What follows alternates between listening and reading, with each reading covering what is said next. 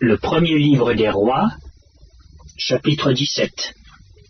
Élie le Tishbite, l'un des habitants de Galaad, dit à Akab: L'Éternel est vivant, le Dieu d'Israël dont je suis le serviteur. Il n'y aura ces années-ci ni rosée, ni pluie, sinon à ma parole. Et la parole de l'Éternel fut adressée à Élie en ces mots: Pars d'ici, dirige-toi vers l'Orient, et cache-toi près du torrent de Kérit qui est en face du Jourdain. Tu boiras de l'eau du torrent, et j'ai ordonné aux corbeaux de te nourrir là. Il partit et fit selon la parole de l'Éternel, et il alla s'établir près du torrent de Kérit qui est en face du Jourdain. Les corbeaux lui apportaient du pain et de la viande le matin, et du pain et de la viande le soir, et il buvait de l'eau du torrent.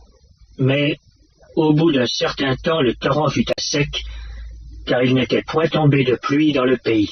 Alors la parole de l'Éternel lui fut adressée en ces mots: Lève-toi, va à Sarepta qui appartient à Sidon, et demeure là.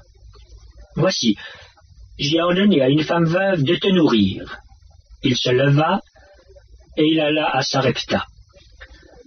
Comme il arrivait à l'entrée de la ville, voici, il y avait là une femme veuve qui ramassait du bois. Il l'appela et dit: Va me chercher, je te prie, un peu d'eau dans un vase, afin que je boive. Et elle alla en chercher. Il l'appela de nouveau et dit: Apporte-moi, je te prie, un morceau de pain dans ta main. Et elle répondit: L'Éternel, ton Dieu, est vivant. Je n'ai rien de cuit, je n'ai qu'une poignée de farine dans un pot et un peu d'huile dans une cruche. Et voici, je ramasse 2 morceaux de bois, puis je rentrerai et je préparerai cela pour moi et pour mon fils. Nous mangerons, après quoi nous mourrons. Élie lui dit: Ne crains point, rentre, fais comme tu as dit. Seulement, prépare-moi d'abord avec cela un petit gâteau et tu me l'apporteras. Tu en feras ensuite pour toi et pour ton fils. Car ainsi parle l'Éternel, le Dieu d'Israël. La farine qui est dans le pot ne manquera point, et l'huile qui est dans la cruche ne diminuera point, jusqu'au jour où l'Éternel fera tomber de la pluie sur la face du sol. Elle alla, et elle fit selon la parole d'Élie. Et pendant longtemps elle eut de quoi manger, elle et sa famille aussi bien qu'Élie. La farine qui était dans le pot ne manqua point, et l'huile qui était dans la cruche ne diminua point, selon la parole que l'Éternel avait prononcée par Élie. Après ces choses, le fils de la femme, maîtresse de la maison, devint malade, et sa maladie fut si violente qu'il ne resta plus en lui de respiration. Cette femme dit alors à Élie: Qu'y a-t-il entre moi et toi, homme de Dieu?